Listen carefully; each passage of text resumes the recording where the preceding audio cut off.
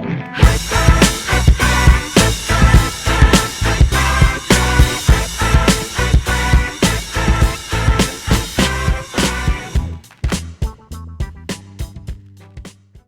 Ilze!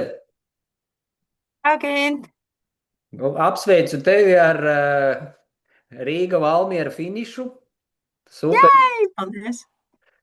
Kura reize tev tā bija? Šī bija piektā. Ar četrām nepietika, vēl nepielec. Ka ir grūti, tāpēc vajadzēja piekto. Bet gan jau, ka būs arī sestā. Jā. Nu, un, kā, kāds noskaņojums pēc piektās reizes, vai būs arī nākošais gads, vai pietiek, kā tu jūties? Sajūtas ir labas. Man bija mērķis pakļūt zem 12 stundām finišēt. Tas būtu stunda ātrāk nekā iepriekšējā gadā, nekā mans labākais rezultāts. Līdz ar to es ļoti ar sevi runāju. Es visu laiku turēju prātā to, ko tu man teici. Ilze, tu esi stiprāka nekā tu domā. Visādas motivējošās runas sev. Jā, sanāca visu laiku turēt tur tā kā tempu. Protams, 70 km bija tā siena, bija grūtāk, un tas ir garākais posms starp kontrolpunktiem, un man beidzās ūdens, un viss likās slikti, bet es teicu, tu šito pārvarēsi, tad viss būs kārtībā. Tāpēc sajūtas ir labas, es priecājos, ka es sasniedzu savu mērķi. Pašā Valmierā es vispār, man liekas, lidoju, jo es sapratu, ka kājas vairs nav ko taupīt, rītā neviena treniņa nav, tā kā vienkārši spiežam ārā maksimumu, bet tā Valmiera, viņa ir tik gara, nereāli gara, vienkārši šausmas, tas aplis un nekad tas nebeidzas. Bet beigās, jā, 11 stundas 57 minūtes, ļoti labi, ļoti labi. Es zinu, ka es pārsniedzu tavus ekspektācijas uz mani, bet es lepojos. Nu, super, Ilze, man prieks apsveicu tevi vēlreiz. Un, biju klāt arī, kad tu tuvojies Valmierai un arī pašā Valmierā, un varu apliecināt, tiešām tev ātrums pieaug, un tas no tāda lēna tipināšanas tu pārgāji, tādā raitā skrējienā. Malacis. Jā, šoreiz bija tā, ka es visu laiku skrēju. Nebija neviens brīdis, ka es ietu augšā, pat arī ne trakajā kalnā, kas ir aiz Mūrjāņiem. Arī tur es skrēju, protams, lēnākiem, mazākiem solīšiem, saliecoties uz priekšu, bet es visu laiku turēju to tempu. Un arī kontrolpunktos man suports jau bija gatavs visai nomaiņai. Tad bija tajā brīdī vienkārši es soļoju, man iedevu samainīju visu un tad gāju tālāk. Vienā kontrolpunktā man sanāca, es izdomāju, ka man vajag mainīt botas, jo pagājušajā gadā es nostrādāju. Es nomainīju botas un zeķes. Un tad pēc kaut kādiem 2 kilometriem sapratu, ka tā bija ļoti slikta doma. Jo man sāka bērst šausmīgi, es sapratu, ka man tūlīt būs tulznes vienkārši pilnā apjomā.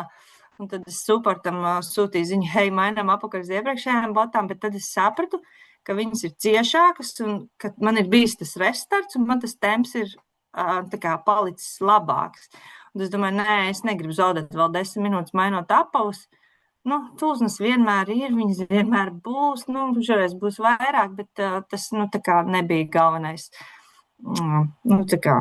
Mērķis es nolēmu turpināt ar tā pašām briesmīgajām ciešajām botām līdz galam. Tā, skrēju visu laiku. Vari lepoties ar mani. Malacis, jā. Vari pastāstīt vēl par kādiem izaicinošiem brīžiem vēl bez botām, kas tev bija, kas tev nācās pārvarēt distancē? Šoreiz man bija tāds ļoti svarīgs moments, ka es gribēju nepārķert sākumu, neskriet pa ātru. Es biju tur salikusi visādas savu ierobežojumus. Nē, Ilze, tu nedrīksti pārsniegt tur ātrāk par 6.30, 6.20. Jo pagājušā gadā, Rīgā mēs visi esam baigie varoņi, mums ir ļoti daudz spēku un viss jāapkārt tev un tu gribi. Tāpēc es mēģināju turēties, disciplinēt sevi. Man liekas, ka man drusciņi sanāca, es par to vēl gribētu ar tevi parunāt, vai man sanāca vai nē, bet man sanāca vidējais ātrums kaut kādi 6.18, pat zem tiem 6.20. Un man joprojām ir tāda doma, vai es varbūt tomēr neskrēju pāri tajā sākumā. Varbūt vajag pāanalizēt. Nu jā, tas ir viens. Naktī ļoti svarīgi atcerēties, ka ārpus Rīgas ir augstāk, paliek augstāk. Rīgā bija kaut kādi 6-7 grādi, ārā no Rīgas jau bija ceļš, tur purvaināks bija 4 grādi. Es redzēju cilvēkus, kas skrēja tēkreklos, tā nebija laba doma. Man bija jaka, man bija viss ļoti labi, ļoti optimāli, un tad tālāk dienā bija svarīgi atcerēties, ka tā jaka jāvelk nost, jāvelk garās rokas, tiklīdz kā sāk saulīt parādīties, pēc tam nost arī garās rokas, un tad tēkrekli jau bija 20 grādi, kā tā temperatūra ļoti atšķirīga. Par laimi man viss bija salīdz sakārtots, izdomāts, un to es tā kā arī ņēmu vērā un bija baigi labi ar apģērbu. Vēl kādi izaicinājumi? Īsti tādi ar žēlējām nebija. Man viss ir atstrādāts un viss ir zināms, un kad un kas ir jādzer, un man supers zināja, kurā brīdī, ko man iedot un tā. Es mainīju šķidrumu, vienreiz man bija elektrolīts iekšā somā, otrais tikai ūdens. Es mainīju pa 2 kontrolpunktiem, un tad tas posms, kas sanāca tas garākais, sanāca tur 2 posmi, plus tas viens no tiem bija garākais, un man izbeidzās tas elektrolīts, bet tur bija atlikuši kaut kādi 4 kilometri, es domāju, nav vairs iet tur veikalā un pirkt neko, tā kā to es varēju izturēt. Pa vidu kofeīnu žēlē ņēmu, jo es zināju, ka būs 70 kilometrs. Es agrāk nesapratu, kāpēc tur ir tieši tik grūti, bet tad tu man paskaidroji, ka 70 kilometrs ir tas trakais. Tad man tur bija gatavībā kofeīnu žēlē, tad man iedeva papildus. Bet tas posms ir grūts, jā. Jā, es visu laiku sekoju līdzi, kā pārējās dāmas skrien. Cik es varēju sekot? Kaut ko apdzinu, kaut kas mani apdzina, kaut kad kontrolpunktos kāds aizkavējās ilgāk, tad sakal noprecājos, ka es varēju viņā paskriet priekšā. Tāpēc, visu laiku tā sekoju līdzi. Gribēju uz to top 10, bet, iekļuvu 12. vietā. Bet, tāpatās bija viena dāma, kas ļoti ātri skrēja. Viņa man kāds 4 reizes apdzina, tāpēc, ka viņai kaut kas nebija kārtībā, es nezinu, ar apaviem, bija ļoti liels tūznes, un viņai nācās kontrolpunktos laiks stāties, bet tā viņai temps bija ļoti ātrs. Es vienkārši nespēju abrīnot, kā cilvēks var saņemties tomēr, ja viņam viss sāp, bet viņš spēja mani apdzīt 4 reizes superīgi. Es gribētu tādu tempu, kā bija viņai, bet droši vien vēl jāpatrenēs. Bet tā kopumā labi, es paanalizēju to savu laiku. Es gribēju droši vien no tevis kaut kā dziļāka analīze, bet principā baigi daudz tur nav ko uzlabot. Es par to sākumu gribētu parunāt un par to vidu, kad man bija pāri 7 minūtēm vidējais kilometrs. Super, Ilze, super, malacis. Tad kāds tev noskaņojums skatoties nākotnē? Kādi plāni, ko vēl šogad esi iecerējusi darīt vai nākošgad? Ir tā, ka es esmu baigi labi satrenējusies. Paldies tev par treniņu programmu. Viena ļoti svarīga atziņa, ko mēs ar tevi toreiz arī izrunājām, ka nevajag sevi nodzīt līdz galam. Tā nevajag sevi nomocīt ļoti, jo pagājušajā gadā man bija, es pati taisīju baigā gudrinies treniņu plānu, un man nebija tik daudz atpūtas dienu.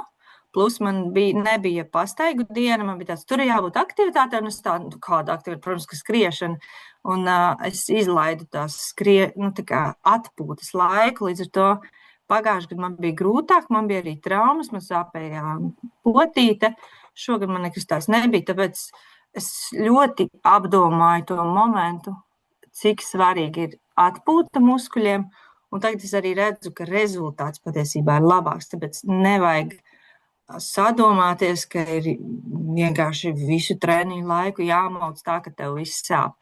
Tā ir tāda ļoti, ļoti svarīga atziņa. Paldies tev. Un tad šobrīd forma man ir laba. Līdz ar to runājot par nākotni, man liekas, kāpēc gan to neizmantot. Un es skatos uz to UMTB gauja. Es gan vēl nezinu, kura distanci. Es pārsvarā skrienu pa asfaltu, un man botas ir piemērots asfaltam. Man ir pagaidām neskaidrs, kā skriet pa takām. Es neesmu nekad tā skrējis tik liels attālums. Man nav piemērota apavu. Ne, kaut kāda man ir, bet uz tādu apjomu tur viņiem ir jābūt kārtīgi iestrādātiem. Es to gribētu, bet es nezinu. Es biju domājis to garāko 80, jo jau es varu 107, tad jau 80 arī var, bet pat tā kā tas noteikti ir savādāk. Un tad sāk domāt par 51, un tad es tā, varbūt jāsāk ar 21, lai saprastu vispār, kas tās takas tādas ir. Un tad ir viens skrējiens, kas ir taisnais, tas dubultais dubultais maratons. Jā. Nu, tas arī tas nav pat tik trakām takām. Tāpēc varbūt to es pieteikšos. Nu, es jau par to rojas domāju, bet tas ir ļoti mentāli, manuprāt, grūti, jo esmu skrējis Lietuvā 6 stundu skrējienu, kur aplis ir 1,300 km, un tas ir super garlaicīgi. Man bija doma par 12 stundām rojā. Es nezinu, es esmu gatava. Es gaidu kaut kādu likteņa zīmi par to, ka man ir jāstartē, nezinu, kaut kādu mega, nezinu, darījumu vai kāds atsakās pēdējā brīdī, un tad šī ir tā zīme, bet es vēl neesmu pārliecināta. Nu, Rīgas maratons, tas jau tā kā garais sestdienas treniņš. Nu, jā. Tā kā tā.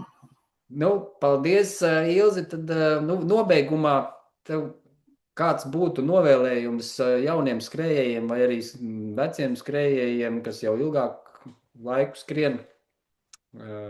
Novēlējums tiem, kas mūs skatās un klausās? Nu, es teiktu, svarīga ir tā disciplīna, ka tu piecelies un ka tu ej un izdari to savu treniņu. Protams, ka ir grūti un reizēm ļoti negribās un reizēm agri no rīta negribas celties, bet tad, kad tu to izdari, tad tu saproti, tā ir ļoti laba sajūta un tās tā kā ieguldījums tavā nākotnē, tavos rezultātus un arī tavā veselībā. Un tieši to es arī gribētu novēlēt. Turiet to savu disciplīnu, vienmēr atcerieties, ka šis ir ilgtermiņa labums, ilgtermiņa prieks, nevis īstermiņa tāds ātrais rezultāts. Un tad viss notiks un viss sanāks. Super, Ilzi. Paldies tev par dalīšanos ar savām emocijām, ar savu pieredzi. Nu, un tad jau tiekamies atkal citu reizi. Jā. Paldies. Jā, paldies.